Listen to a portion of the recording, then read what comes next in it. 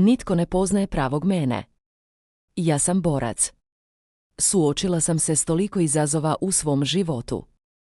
Svaka prepreka, koliko god teška bila, život me je oblikovao u borca kakav sam danas. Sjećam se onih trenutaka kada mi je došlo da odustanem, kada se težina svijeta činila preteškom za nošenje. Progurao sam se. Svaki neuspjeh bio je lekcija. Svaki neuspjeh je prilika. Naučio sam ići naprijed. Došao sam tako daleko. Bitke koje sam vodio. Suze koje sam prolila. Ja nisam ista osoba. Snažniji sam i mudriji. Podsjetila sam se svoje vrijednosti.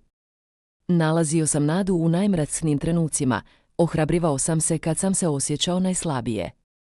Znam da ne mogu odustati. Toliko sam toga već prebrodio. Dugujem sebi da se nastavim